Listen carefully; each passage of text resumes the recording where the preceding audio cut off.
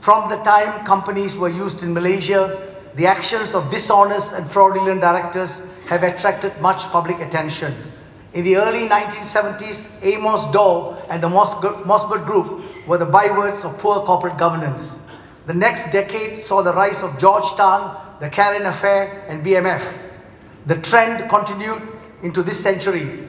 Hence, when the 1MDB frauds were designed in Malaysia around 2009, the precedents for dishonest behavior by directors going unpunished in Malaysia were legion. The conditions were thus fertile for fraud to be planned and implemented in the 1MDB scandals. Ladies and gentlemen, it should always be remembered that 1MDB is a company incorporated under the Companies Act 1965 of Malaysia.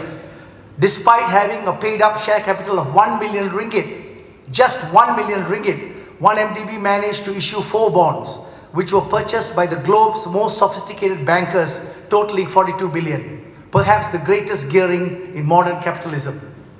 The new government, which took office after the historic results of GE14 in May last year, is adamant about reducing and ultimately eliminating corruption.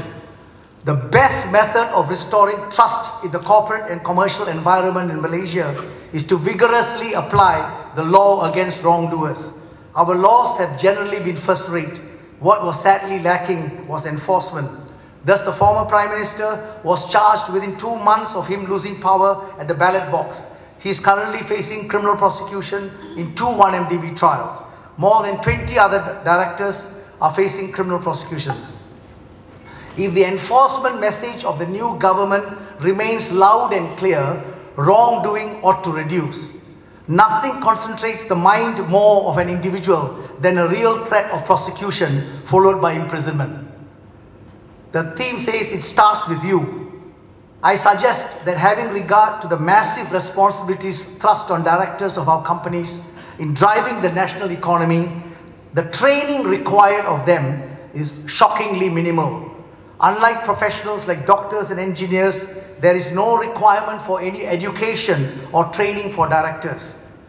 But training is a challenge, having regard to sheer numbers.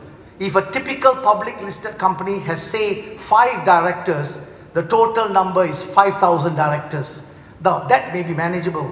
But if one turns to the 500,000 private limited companies which may be trading, and let's assume they have 3 directors each, the grand total is 1.5 million directors. For all of us interested in ensuring companies continue to be in the forefront of the nation's economic activities, serious thought must be given to educating and training directors, not just on basic legal concepts of duties of directors and the like, but more fundamentally, values of honesty, integrity, and trustworthiness. Thank you.